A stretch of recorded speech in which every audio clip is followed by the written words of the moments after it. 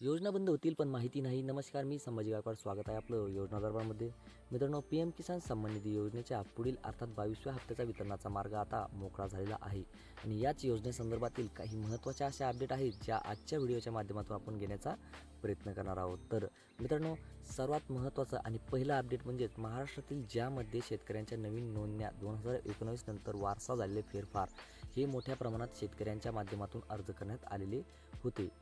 पूर्ण कागदपत्र दिल्यानंतर सुद्धा बरेच सारे प्रस्ताव या ठिकाणी मंजूर झाले नव्हते आणि त्यासाठीच आपण पाहिलेलं होतं की गेल्या ऑगस्टपासून एक मोहीम राबवण्यात आली होती आणि ज्या अंतर्गत अशा प्रकारे पात्र असलेले शेतकरी परंतु ज्यांचे हप्ते अद्यापही सुरू झालेले नाही आहेत अशा शेतकऱ्यांची पाहणी करून त्यासाठी शेतकऱ्यांना पात्र करण्यासाठी ती मोहीम राबवण्यात आली होती आणि याच संदर्भातील आता नवीन अर्ज देखील केलेले शेतकऱ्यांचे मंजूर करण्यात आले आहेत.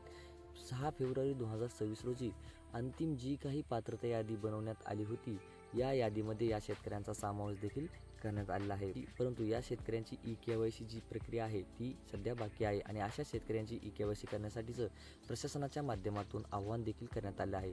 त्याच संदर्भातील आता याद्या देखील कृषी सहाय्यका स्तरावर आणि जिल्हा अधिकारी कृषी सहाय्यकाच्या स्तरावर आलेल्या आहेत. पुढे शेतकऱ्यांना दिल्या देखील जात आहेत.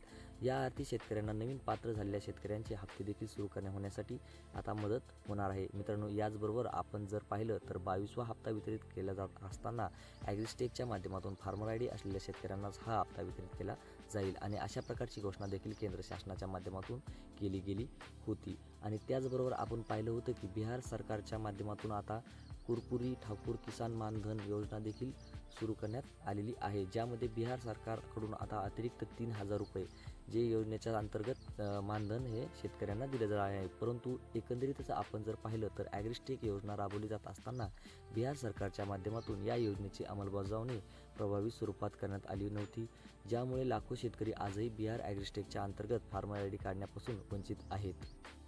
आणि याच्यामुळेच आता बिहारमधील लाखो शेतकरी याच्या अंतर्गत पात्र होतील का, त्यांना हप्त्याचं वितरण होणार का, हा एक प्रश्न या ठिकाणी मोठ्या प्रमाणात निर्माण झालेला होता.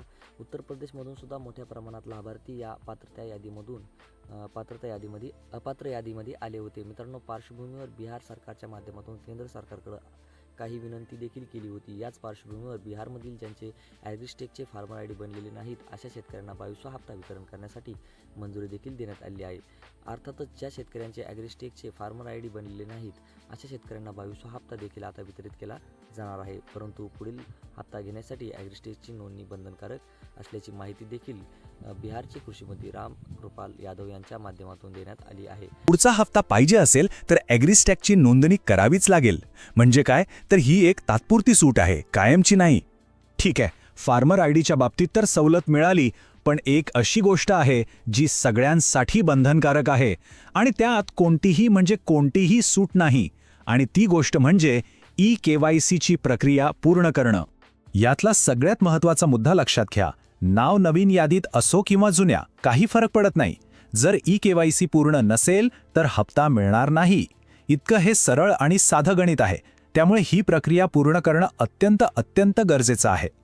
मग प्रश्न येतो की ही EKYC नक्की करायची कोणी आहे. तर ऐका, जे नवीन शेतकरी आता पात्र झालेत त्या सगळ्यांनी, ज्यांचे हफ्ते आधीपासून चालू आहेत त्यांनी सुद्धा, आणि ज्यांची KYC अजूनही अपूर्ण आहे त्या सर्वांनीच. प्रशासनाने काय केलंय तर अशा लोकांच्या याद्या बनवून त्या तपासणीसाठी कृषी सहाय्यकांकडे पाठवल्या आहेत. आणि आता तो प्रश्न जो सगळ्यांच्या मनात आहे की हे हफ्त्याचे पैसे नक्की खात्यात येणार तरी कधी? चला, त्याची संभाव्य तारीख काय असू शकते ते बघूया. सध्या तरी 2 शक्यता दिसतायत. एक शक्यता अशी आहे की 3 मार्च 2026ला होळी आहे, तर त्या सणाच्या आसपास हप्ता दिला जाऊ शकतो. आणि दुसरी शक्यता अशी वर्तवली जाते की पंतप्रधानांचा एक इस्रायल दौरा ठरतोय, तर त्या दौऱ्याच्या आधीच पैसे जमा होऊ शकतात. अर्थात फायनल तारीख काय असेल हे लवकरच कळेल. तर मग ही सगळी माहिती ऐकल्यानंतर आता नक्की काय करायचं? पैसे मिळवण्यासाठी काही सोप्या पण महत्त्वाच्या स्टेप्स आहेत ज्या लगेचच पूर्ण करून घ्यायला हव्यात.